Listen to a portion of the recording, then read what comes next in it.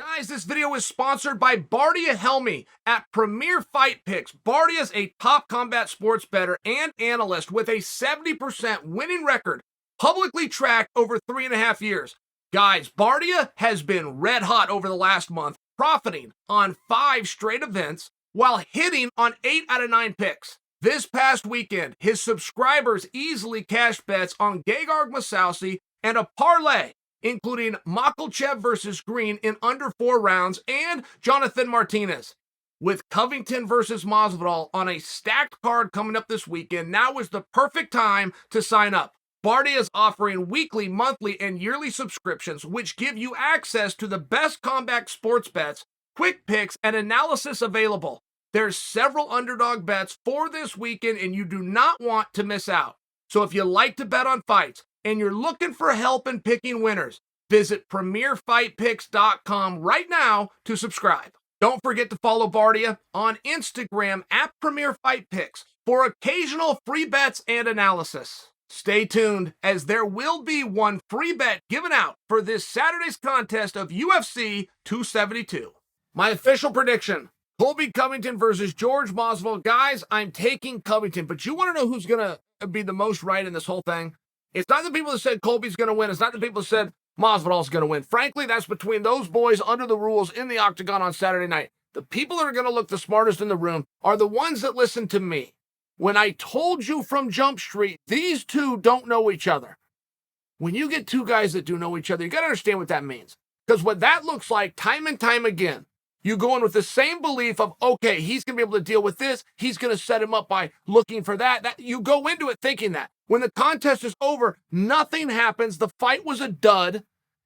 You wished you had that portion of your life back. It happens every time. Why? Because they knew each other. We see it all the time. We see football players, one guy gets drafted, he's got to come back and play his old team. Isn't it an exciting game? He ends up shutting it down, or he's blocking, or he's on defense.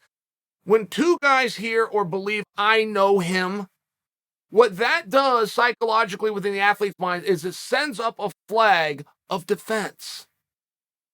I know what he's going to do means you're now of a defensive mindset. I can shut him down. I will be ready for it. I will counter it. It's never from an offensive standpoint. I can't tell you why.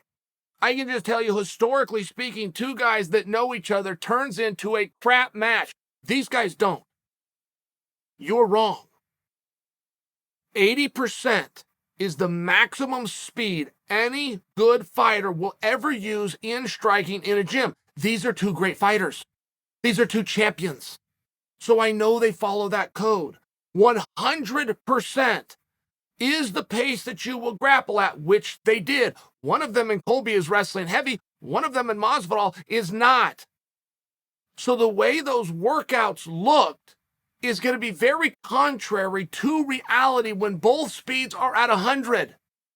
So that alone right there, because you got to understand, do those workouts not matter? Hell yes, they matter. Goddamn right they matter. You just got to know what you're seeing. You got to know what you're looking at. When you have a preferred striker against a preferred grappler and only the grappler gets to go his hardest, you have to know what you're looking at. You watch those workouts, you got to make exceptions there. You got to be able to break things down. You guys want to hear a quick story? Dan Henderson, one of the all-time greats, would you agree? Double pride champion, light heavyweight and heavyweight. I apologize, and middleweight. Defeated Nogueira, who went on to be the world heavyweight champion. Defeated Fedor Emelianenko, who's viewed as the greatest heavyweight of all time. Dan Henderson, if there was ever a pound-for-pound list, that's your guy. Not only because he could do it, because he actually did. He covered the spread of 3 different weight divisions. I don't know how many times I saw Dan Henderson win a round in practice. I don't know. I don't think I would need both hands to count them. In all the years and all the time, I don't know if I would even be able to come up with 10 times I saw him win a round in practice, but we'd all be training, we'd all be ready, we'd all have a fight. Some of us would win, some of us would lose, they'd be hard, they'd be close. He would go knock his guy out in less than a minute. He did it time after time after time. And I only bring that back to the example of what you're doing in the training room. When you got this big old H-bomb, but you don't want to hurt this guy because he's your workout partner. You want to take care of him because it's a polite thing to do, but you also like to see him tomorrow so you can get to practice him tomorrow. The way Dan would be forced to hold back.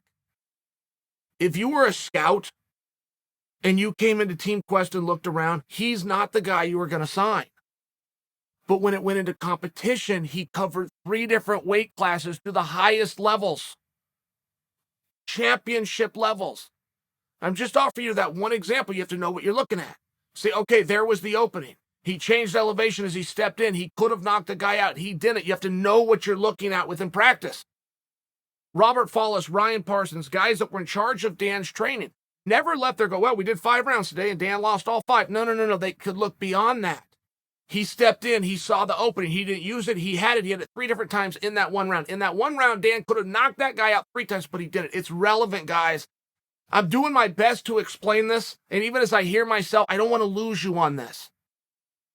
There's openings that the striker would have that he cannot, there's triggers he can't pull. When you're reducing down to 80%, not only does that mean what you're seeing with the hands and feet isn't what it would be in a live situation, it changes the grappling completely. There's openings, there's a range that you have to be in to grapple from. Same as striking. You must be in that same, we call it an arm's reach, or you're too far to grapple. The grappler's not scared to step in what we call the danger zone because he knows some things are coming at 80%. It's just totally different. These workouts where they think they know each other, not to mention it was 3 years ago at best. Not to mention Covington, since leaving that gym, and no disrespect to the ATT, but Covington has done his finest work. In all fairness, if you were just juxtapose the same opponent, which is Kamaru Usman, Colby Covington, the skills that he had at his new gym was more impressive than the Colby that fought him the first time. That's true. And moreover than anything, they were different weight classes. Everybody has a number. Most of us never find out what it was. And I told you guys about this with Daniel Cormier. I used to work out with Daniel Cormier all the time at 205. Boy, was he something special, for sure. I grabbed him one time. I didn't work out with him. I grabbed a hold of the sumbitch when he was heavyweight. I never played with Daniel Cormier again. That was his number. He found it at 246, at 248, that 251. That was his number, not 205. It's the truth. Daniel was 4th in the Olympic Games at 211 pounds. He'd have been the champion if there was a weight class called 225 pounds, but it wasn't his number. Everybody has a number. Very seldomly do you ever get to test that. You get locked into a contract. Most of the time, you won't even know what I'm saying is true. You'll only know if it's true if you happen to stumble upon it and go, oh my God, this is where I do my best work. Jorge Masvidal has done his best work without exception. Two-time number 1 contender. BMF contestant, BMF reigning champion at 170. That's where he needs to be. That's just the truth. Team Covington does not know what George feels like at this weight class. End of story, guys.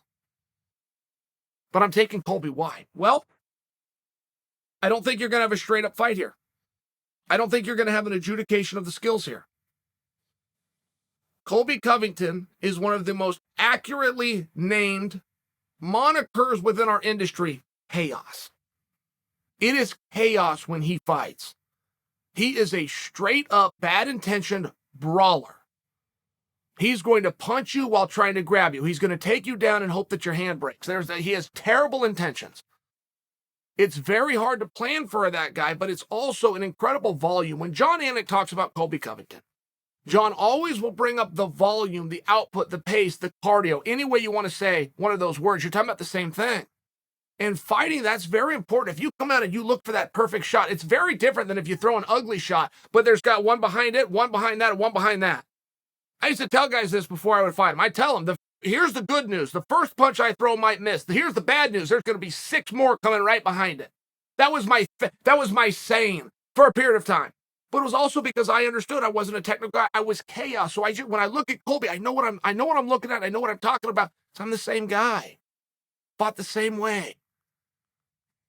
Can Masvidal stop a takedown? You bet your ass he can. Can he stop a takedown followed by a takedown followed by a takedown? No, it's different.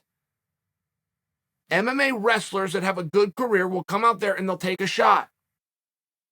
The greats use that shot to set up the second shot. They use the second shot to set up the third shot. It's called chain wrestling. It is the one thing that a wrestler will lose. You heard the expression, riding a bike. Once you learn to do it, you can never forget. Wrestling, you will forget. 100%. And the only way that you can chain wrestle with an MMA is if you amateur wrestle within the practice room, and Colby still does. I know how good Masvidal is at stopping takedowns because I saw Kamaru Usman versus Masvidal Part 1. I've heard Kamaru Usman as recently as 72 hours ago speaking about how damn hard George is to take down. The difference, and this is slight, we're splitting hairs here, but the only difference that Usman is missing is Usman would take one shot at a time. And Colby will use that one shot just to get close, to set up his second shot. He'll use that second shot to change the angle and drive you over with the third shot. It's different. It's a different level of wrestling. And yes, I do think that Jorge Masvidal is a pain in the ass to take down. And I do think Colby's going to have to learn to burn a lot of calories to do it. But the way that Colby fights that high volume, and it's the same way that Kamaru Usman started to have his success.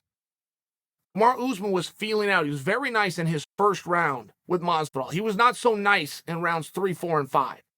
Once he got warmed up, once he started using that pressure just to follow up with more pressure. It's a very different contest. It's not a question of who's the better wrestler. It comes down to who's going to be the more effective wrestler. Which is why you don't see a lot of our Olympians, a lot of our NCAA champions, a lot of our world medalists coming over to MMA and taking over the way that they used to do. It's why you see guys that don't even wrestle. Makhachev, Nurmagomedov, St. Pierre.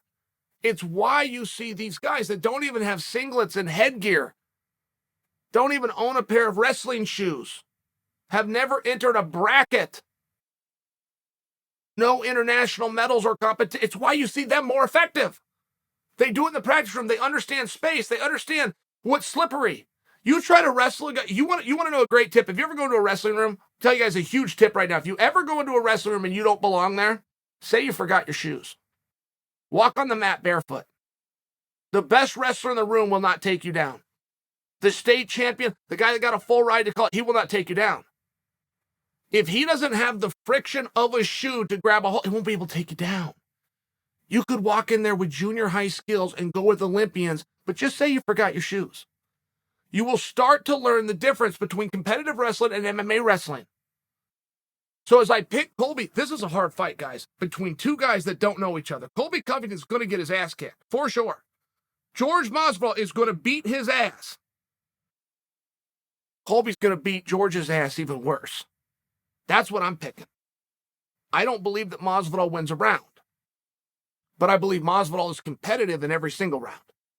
I believe Colby's going to be bleeding. I believe his eye's going to be swollen, his nose is going to be broken. I just happen to think Colby knows that. That's the one thing that the familiarity does bring you. This is going to be the opposite of every friend versus friend match, every teammate versus team match you've ever seen. They are not going to go out there with a defensive posture, knowing what's coming from their opponent because they used to work out with him. That's not the case. It's a different weight class. Different coaches, cornermen, training camps, facilities, in a different time. 3 years is very meaningful. This is the sitting reigning BMF champion versus the interim champion who never lost his belt. This is as close to a true super fight that you can possibly bring us. There's no part of me that's telling you this is going to be easy. But I'm giving you a prediction. And I predict at the end of the night, the victor is going to be Colby Covington.